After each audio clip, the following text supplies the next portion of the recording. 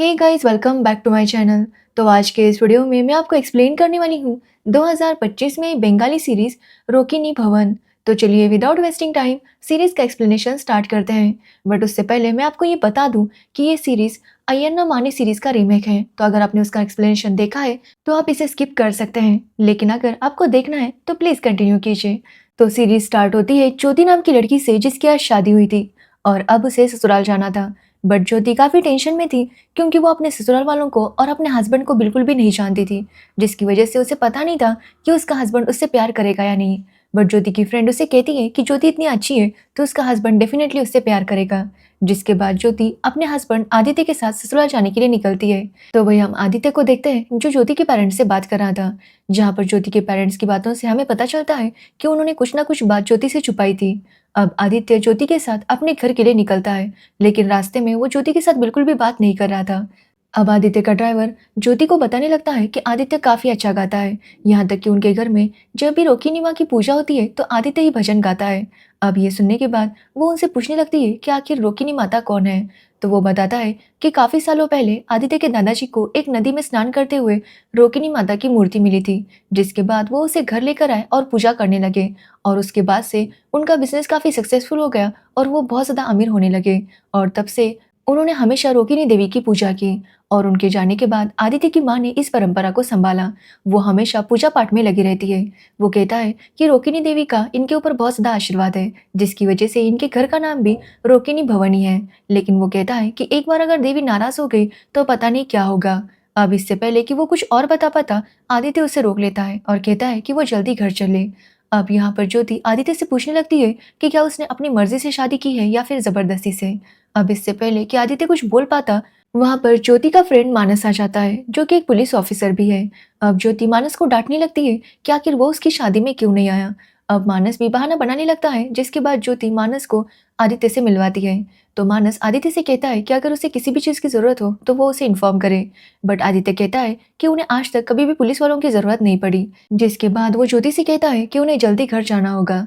जिसके बाद ज्योति और आदित्य घर आते हैं, जहाँ पर आदित्य की माँ उनका स्वागत करती है। लेकिन जैसे ही ज्योति रोंगिनी भवन में अपना पहला कदम रखती है, उसके ससुर की मौत हो जाती है, जो देखकर वो खुद भी काफी डर गई थी। अब सभी घर वालों का यही कहना था कि हार्ट अटैक की वजह से ज्योति के ससुर की डेथ हुई है, लेकिन काफी सारे लोग ज्योति को ही जिम्मेदार ठहरा रहे थे।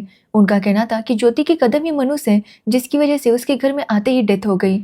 यहाँ तक कि पंडित जी भी ज्योति के बारे में ऐसा ही कहते हैं, जो सुनकर ज्योति को काफी बुरा लगता है। लेकिन आदित्य ज्योति के लिए स्टैंड लेता है और कहता है कि उसके पापा की मौत ज्योति की वजह से नहीं हुई, इसलिए सब लोग उसे ब्लेम करना बंद कर दें। जिसके बाद आदित्य के पापा का अंतिम संस्कार होता है। अब यहाँ पर आदित्य की फैमिली की बात करें तो आदित्य के दो भाई है, एक उसका बड़ा भाई और दूसरा उसका छोटा भाई रुद्र। साथ ही उसकी एक बहन भी है जिसकी अभी तक शादी नहीं हुई थी।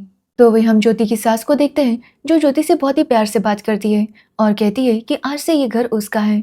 जिसके बाद वो ज्योति को खाना बनाने के लिए कहती है, लेकिन ज्योति की नौकरानी कहती है कि अगर घर में किसी की डेथ हो जाए तो चूल्हा ऑन नहीं करते, इसलिए वो उसे बाहर खाना बनाने के लिए कहती है। अब ज्योति सबके लिए खाना बनाती है, लेकिन खाना खाते वक्त रुद्र काफी पैनिक करने लगता है और ज्योति से कहने लगता है कि उसी की वजह से उसके पापा की मौत हो गई है। साथ ही वो ये भी बोल रहा था कि कोमलिनी को वापस लाओ। अब ये सुनकर ज्योति काफी डर जाती है। तो वही आदित्य रुद्र को शांत करवाता है और उसे उसके रूम में लेकर जाता है। अब ये सब देखकर ज्योति काफी डर गई थी। तो वही ज्योति की सास ज्योति से कहती है कि शादी के बाद की अभी भी कुछ रस्में बाकी है, इसलिए तब तक ज्योति अपने हस्बैंड आदित्य के साथ एक रूम शेयर नहीं कर सकती। इसलिए वो उसे आदित्य की बहन के रूम में भेज देती है। लेकिन आदित्य की बहन को ज्योति का उसके रूम में आना पसंद नहीं था, इसलिए वो उसे नौकर वाले रूम में लेकर जाती है। जिससे ज्योति को काफी बुरा तो लगता है, लेकिन वो फिर भी कुछ नहीं कहती। अब वहां पर जो नौकरानी थी, ज्योति उससे पूछती है कि आखिर ये कोमलिनी है कौन। तो वो नौकरानी बताती है कि एक्चुअली कोमलिनी इस घर की मछली बहू थी, यानी कि रुद्र की वाइफ, लेकिन रोकिनी देवी के श्राप की वजह से उसकी मौत हो गई। अब अगले दिन ज्योति जब साड़ी पहनकर तैयार हो जाती है तो उसकी सास कहती है कि वो आज नई साड़ी नहीं पहने, इसलिए वो उसे अपनी बेटी के रूम से कोई साड़ी लेकर पहनने के लिए कहती है। अब ज्योति को वहां पर साड़ी मिलती है, जिसे पहनकर वो रुद्र को चाय देने जाती है। लेकिन जैसे रुद्र ज्योति को देखता है, वो उसे कोमलिनी कह के बुलाने लगता है और उसे गले लगाता है। ये देखकर ज्योति काफी डर जाती है कि तभी वहां पर आदित्य आता है और ज्योति को वहां से लेकर जाता है। अब रुद्र भी काफी ज्यादा पैनिक कर रहा था, इसलिए उसे ये लोग कोई इंजेक्शन देते हैं, जो देखकर ज्योति समझ नहीं पा रही थी कि आखिर इस घर में चल क्या रहा है। तो ज्योति की सास उसे बताती है कि एक्चुअली कोमलिनी रुद्र से प्यार करती थी। दोनों ने बिना बताए शादी कर ली और शादी के बाद वो इस घर में आ गई। लेकिन कोमलिनी को पीने की, साथ ही सिगरेट की बहुत ज्यादा आदत थी और इसी वजह से रुद्र उससे काफी परेशान रहने लगा। वो चाहता था कि अब कोमलिनी खुद को थोड़ा सा बदले और बाद में कोमलिनी बदलने के लिए तैयार भी हो गई। लेकिन तब तक रुद्र का प्यार उसके लिए खत्म हो चुका था, जिसकी वजह से उन दोनों में झगड़े होने लगे। और एक दिन कोमलिनी भी काफी भड़क गई। वो रुद्रा से कहने लगी कि आखिर उनकी रोंकनी देवी उनके घर की रक्षा क्यों नहीं करती। अब ये सुनने के बाद रुद्र का कहना था कि ये प्रॉब्लम उन दोनों का है, ना कि रोंकिनी देवी का। यह सुनने के बाद कोमलिनी काफी भड़क गई और उसने रोंकिनी देवी की मूर्ति उठाकर उसे कुएं में फेंक दिया। हालांकि परिवार वाले उसे रोक रहे थे, लेकिन कोमलिनी ने किसी की बात नहीं सुनी और अगले ही दिन उसी कुएं के पास उसकी डेड बॉडी मिल गई। यहाँ पर सबको ऐसा ही लगा कि रोंकिनी देवी की श्राप की वजह से ही कोमलिनी की मौत हुई है। तो वही रुद्र को लग रहा था कि उसी की वजह से कोमलिनी की मौत हुई है और तभी से वो बहुत ज्यादा पैनिक करने लगा था और इसी वजह से वो इस तरह से बिहेव करता था। जिसके बाद जूही जब अपनी नौकरानी को हेल्प करने के लिए किचन में आती है, तो नौकरानी जूही को बताती है कि एक्चुअली कोमलिनी बहुत ज्यादा अच्छी थी, लेकिन रुद्र ही था जो बिगड़ गया था। शादी के 1 साल बाद ही उसके कई सारे अफेयर शुरू हो गए थे, जिसकी वजह से उसके और कोमलिनी के बीच में झगड़े बढ़ गए थे और शायद इसी वजह से कोमलिनी की डेथ हो गई। अब ये सुनने के बाद ज्योति सोच में पड़ जाती है कि जो उसकी सास बोल रही थी वो सच है या फिर ये नौकरानी जो बोल रही है वो सच है। जिसके बाद ज्योति अपनी सास को चाय देने जाती है, तो उनसे मिलने के लिए 2 औरतें आई थी जो कि किसी बेला नाम की लड़की का जिक्र कर रही थी। अब ये सुनते ही ज्योति उनकी बातें ध्यान से सुनती है, तो उससे पता चलता है कि एक्चुअली बेला इस घर की बड़ी बहू थी। अब ज्योति तुरंत जाकर बेला की माँ से बात करती है, तो बेला की माँ उसे बताती है कि उनकी बेटी ने खुद को आग लगाकर खुद को खत्म किया था, लेकिन उन्हें लगता है कि जरूर इसमें कुछ गड़बड़ है। अब ये सुनने के बाद ज्योति और ज्यादा डर जाती है, क्योंकि पहले रुद्र की वाइफ की मौत और अब उसे पता चला था कि इस घर की बड़ी बहू की भी मौत हुई थी, जिसकी वजह से ज्योति को ऐसा ही लगता है कि इस घर में जो भी बहू आती है उसकी डेथ हो जाती है। तभी ज्योति जब अपना कुछ सामान रख रही थी, तो उसे वहां पर एक फोटो दिखाई देता है जिसमें उसका हस्बैंड किसी लड़की के साथ था, वो भी शादी के कपड़ों में। ये देखकर ज्योति काफी ज्यादा डर जाती है, क्योंकि उसे इस बारे में कुछ भी बताया नहीं गया था। वो जाकर सीधा आदित्य से पूछती है कि ये लड़की कौन है, तो आदित्य उसे बताता है कि ये उसकी फर्स्ट वाइफ है। जो सुनकर ज्योति काफी हैरान थी, क्योंकि उसे इसके बारे में किसी ने कुछ भी नहीं बताया था, यहाँ तक कि उसके पेरेंट्स ने भी। आदित्य बताता है कि ज्योति के पेरेंट्स को सब कुछ पता था। अब ये सुनकर ज्योति को और बड़ा झटका लगता है कि उसके पेरेंट्स ने उसे धोखा दिया था। यहाँ पर आदित्य ज्योति को बताता है कि इस लड़की का नाम स्निग्धा था। आदित्य और स्निग्धा को एक दूसरे से प्यार हो गया और दोनों ने शादी कर ली। शादी के बाद सब कुछ ठीक चल रहा था, लेकिन एक दिन स्निग्धा की तबीयत काफी ज्यादा बिगड़ गई और तब उसका इनहेलर भी नहीं मिल रहा था। वो उसे हॉस्पिटल लेकर जाने वाला था कि तभी स्निग्धा की जान चली गई, उसकी वहीं पर डेथ हो गई। तब से आदित्य ने किसी और से प्यार करने की हिम्मत नहीं की, उसे ये शादी भी अपने घर वालों के प्रेशर में करनी पड़ी थी। अब ये बात सुनने के बाद ज्योति को काफी बुरा लगता है और वो अपनी माँ को कॉल करती है और उनसे पूछने लगती है कि आखिर उन्होंने इतनी बड़ी बात उससे क्यों छुपाई। तो ज्योति की माँ का कहना था कि आदित्य के पापा के उनके ऊपर काफी ज्यादा एहसान थे, इसलिए जब उनके घर से रिश्ता आया तो वो मना नहीं कर पाए। अब ये सुनने के बाद ज्योति काफी हैरान थी कि उसके मम्मी पापा ने पैसों की वजह से उसकी शादी यहाँ पर कर दी। साथ ही ज्योति की माँ ज्योति से कहती है कि वो उस घर की बहू है, इसलिए वो वहीं पर रहे, उसे यहाँ पर वापस आने की जरूरत नहीं है, क्योंकि अब वो उसे और नहीं संभाल सकते। जो सुनने के बाद ज्योति का दिल पूरी तरह से टूट गया था। तो वही आदित्य ज्योति के पास आता है और उससे कुछ पेपर्स पर साइन मांगने लगता है। वो ज्योति का बैंक अकाउंट स्टार्ट करना चाहता था और साथ ही उसका इंश्योरेंस भी करना चाहता था। अब ज्योति पहले तो इसके लिए मना कर रही थी, लेकिन आदित्य कहता है कि जो भी हो वो उसकी वाइफ है और वो अपनी पूरी जिम्मेदारी निभाएगा। अब ये सुनने के बाद ज्योति पेपर्स पर साइन कर देती है। जिसके बाद आदित्य नीचे आता है, तो रुद्र उसे कहने लगता है कि आदित्य ने सबसे पहले अपनी वाइफ को मारा, जिसके बाद अपनी भाभी को भी मारा और अब वो इसे भी मार देगा। ये सुनने के बाद ज्योति काफी डर जाती है। तो वही आदित्य रुद्र को शांत करवाता है और उसे रूम में लेकर जाता है। लेकिन ये सब सुनने के बाद ज्योति अब बहुत ज्यादा डर गई थी, इसलिए वो मानस को कॉल करती है और उसे बताती है कि वो उसे बचा ले, क्योंकि यहाँ पर जरूर कुछ गड़बड़ है। अब ये सुनने के बाद मानस उसे कहता है कि सबसे पहले वो शांत हो जाए और जाकर एक बार रुद्र से बात करे, क्योंकि रुद्र के पास काफी सारी इन्फॉर्मेशन होगी। अब ज्योति वैसे तो इसके लिए मना कर रही थी, लेकिन मानस के कहने पर वो रुद्र के रूम में जाती है, लेकिन रुद्र वहां पर नहीं था। घर वाले भी रुद्र को ढूंढने लगते हैं कि तभी उनकी नौकरानी उन्हें कहती है कि सब लोग मंदिर में जाएं। जब सब लोग मंदिर में जाते हैं तो वहां पर रुद्रा की बॉडी थी। ये देखकर सब लोग काफी हैरान थे, क्योंकि रुद्रा की मौत हो गई थी।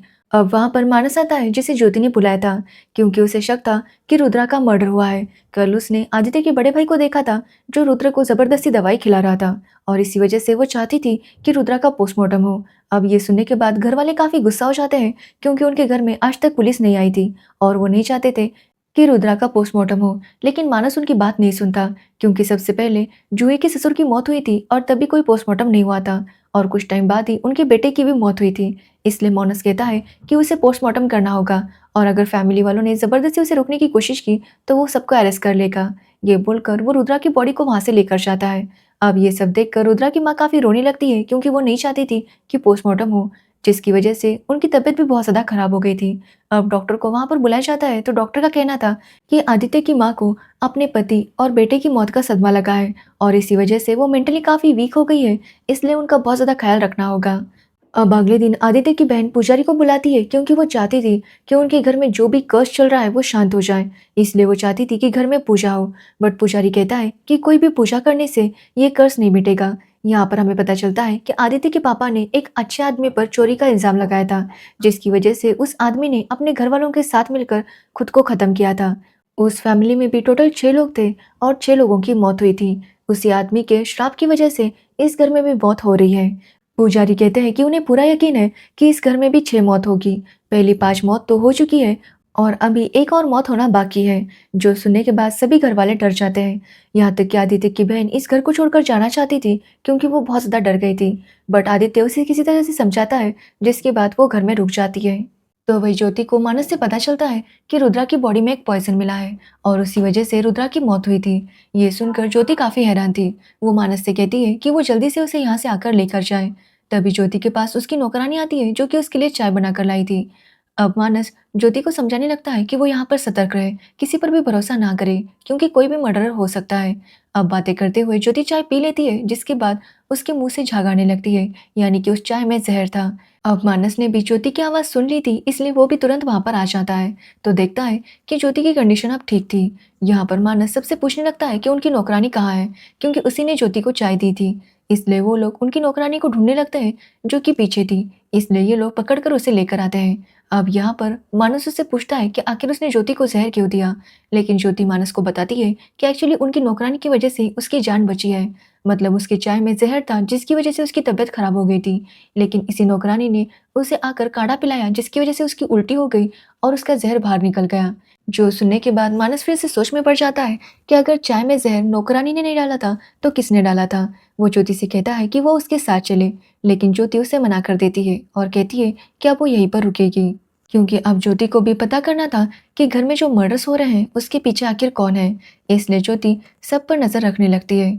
अब अगले दिन ज्योति के पास बैंक का एक आदमी आता है, जो कि ज्योति को बताता है कि आदि ने उसके नाम पर काफी सारे पैसे रखे हैं। अब ये सुनने के बाद ज्योति को काफी अच्छा लगता है कि आदित्य सच में उसकी परवाह करता है। जिसके बाद रात को ज्योति को उसी पॉइजन की स्मेल आती है, जो कि उसके चाय में था। वो जब बाहर जाकर देखती है तो उसकी नौकरानी वो पॉइजन हर जगह लगा रही थी। वो ज्योति से कहती है कि वो इस पॉइजन से दूर रहे।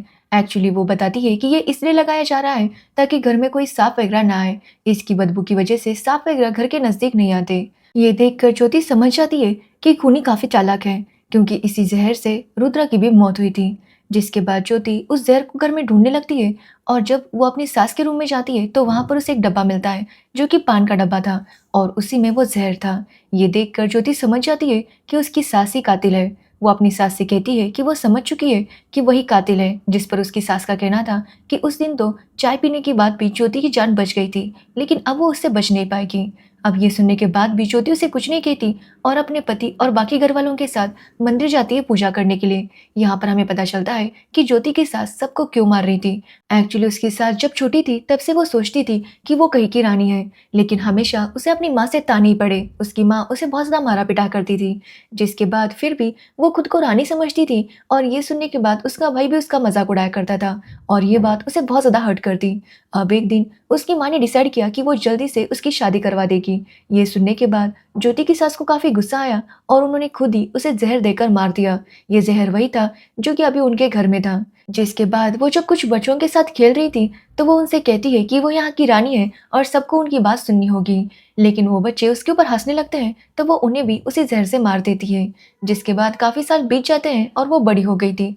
और एक दिन जब आदित्य के दादाजी और उसके पापा के ऊपर कुछ डाकुओं ने हमला किया तो आदित्य की माँ ने उन्हें बचाया था। ये देखकर आदित्य के दादाजी काफी इंप्रेस हो गए और उन्होंने उससे कहा कि वही उनकी बहू बनेगी। ये सुनकर आदित्य की माँ काफी खुश हुई। जिसके बाद उनकी शादी आदित्य के पापा के साथ हो गई और वो आ गई रोंकिनी भवन में, जहाँ की वो खुद को रानी समझने लगी और चाहती थी कि सब कुछ उसके कंट्रोल में रहे। लेकिन बाद में रुद्रा ने कोमलिनी से शादी कर ली। अब कोमलिनी वैसे तो उसे पसंद नहीं थी क्योंकि वो बहुत ज्यादा झगड़ालू थी, लेकिन फिर भी रुद्र उनके साथ रहे इसलिए उसने कोमलिनी को एक्सेप्ट कर लिया। लेकिन जब कोमलिनी ने रोकिनी माँ की मूर्ति को कुएं में फेंक दिया तो वो समझ गई कि कोमलिनी कितनी ज्यादा रेबेलियस है और इसी वजह से उसने उसे रुद्र के नाम से लेटर लिखा और कुएं के पास बुलाया। जब कोमलिनी वहां पर आ गई तो वो भी वहां पर अपना गेटअप चेंज करके आई और उन्होंने ही कोमलिनी को मार दिया। और रही बात आदित्य की बड़ी भाभी बेला की, तो उसे भी उसकी माँ ने मारा था। एक्चुअली वो नहीं चाहती थी कि वो उनकी बच्चे हो क्योंकि वो थोड़ी सी मेंटली वीक थी और वो नहीं चाहती थी कि घर में कोई बीमार बच्चा हो और इसी वजह से वो उसे दवाई दे रही थी ताकि वो कभी भी प्रेग्नेंट ना हो सके। लेकिन इस बारे में जब बेला को पता चला तो बेला अपने सास पर काफी गुस्सा हो गई और उसने उसे थप्पड़ मारा। जिसके बाद उसने डिसाइड किया कि वो अपनी सास को एक्सपोज करके रहेगी। अब ये सुनने के बाद बेला की सास काफी डर गई और जब रात को बेला सो रही थी तो उन्होंने उसे आग लगा दी। इस तरह से उन्होंने अपनी दूसरी बहू को भी मार दिया था। और रही बात आदित्य की फर्स्ट वाइफ स्निग्धा की, तो वो तो काफी अच्छी थी, लेकिन एक दिन वो अपनी सास से बिना पूछे उनके घर की चाबियां ले लेती है और फिर उन्हें वापस भी कर देती है। एक्चुअली किसी काम की वजह से उसने चाबी ली थी, लेकिन ये बात उसकी सास को पसंद नहीं आती। उसे लगता है कि अगर उसने एक बार चाबी ली है तो वो हमेशा के लिए उससे चाबियां ले लेगी और इस घर की रानी बनेगी और इसी वजह से उसने स्निग्धा को भी मार दिया। लेकिन आदित्य के पापा को ये सारी सच्चाई पता चल गई थी और उन्होंने आदित्य की माँ को वार्न किया कि वो आइंदा अगर ऐसा कुछ भी करेगी तो वो उसे घर से निकाल देंगे। अब ये बात पता चलते ही आदित्य की माँ ने आदित्य के पापा को भी मार दिया। जिसके बाद रुद्र को भी पता चल गया कि उसकी वाइफ को और बाकी सबको मारने वाली उसकी माँ ही थी और इसी वजह से वो अपनी माँ पर काफी गुस्सा हो गया तो उसकी माँ ने उसे भी मार दिया। जिसके बाद हम देखते हैं कि अब आदित्य की माँ घर पर अकेली थी क्योंकि सब लोग मंदिर गए थे, कि तभी उसे वहां पर वो सारी चीजें इमेजिन होने लगती है जो कि उसने गलत की थी और इसी वजह से वो काफी डर जाती है। साथ ही उसे अपना भाई भी दिखाई दे रहा था जो कि उसके ऊपर हंस रहा था कि वो कभी भी रानी नहीं बनेगी। ये सुनकर वो काफी डर जाती है और वहां से भाग रही थी कि तभी उसका पैर फिसल जाता है और वो गिर जाती है। तभी वहां पर बाकी घर वाले भी आ जाते हैं, बट तब तक चोट लगने की वजह से आदित्य की माँ की मौत हो गई थी। एक्चुअली आदित्य की माँ काफी डरी हुई थी कि ज्योति उनकी सच्चाई सबको बता ना दे और इसी वजह से वो हेलुसिनेट कर रही थी और इसी चक्कर में वो गिर गई और उसकी मौत हो गई। अब इस सब के बारे में ज्योति जानती थी लेकिन वो घर वालों को कुछ भी नहीं बताती। जिसके बाद ज्योति डिसाइड करती है कि वो अब अपने घर चली जाएगी, लेकिन आदित्य उसे कहता है कि वो अपने रिश्ते को नए से शुरू करना चाहता है, इसलिए वो चाहता है कि ज्योति यहीं पर रहे और इस घर को संभाले, रोकिनी भवन को संभाले। अब ज्योति भी इसके लिए मान जाती है। जिसके बाद वो अपनी सास की तरह ही तैयार होकर पूजा करने लगती है। यहाँ पर हम समझ पाते हैं कि कहीं ना कहीं अब ज्योति भी अपनी सास की तरह ही बनेगी, क्योंकि देखा जाए तो ज्योति की सास को भी बचपन से वो रिस्पेक्ट नहीं मिली थी जो कि वो डिजर्व करती थी और ज्योति के साथ भी वही सब हुआ था। इसलिए ज्योति भी अपने सास की तरह ही चाहेगी कि रोकिनी भवन पर हमेशा उसका राज हो। और इसी के साथ ये सीरीज एंड हो जाती है। तो ये थी रोकिनी भवन सीरीज की स्टोरी। अगर आपको इस सीरीज की स्टोरी और मेरा एक्सप्लेनेशन पसंद आया हो तो वीडियो को लाइक, कमेंट, शेयर जरूर करना और मेरे चैनल को सब्सक्राइब करना बिल्कुल मत भूलना। Thanks for watching video.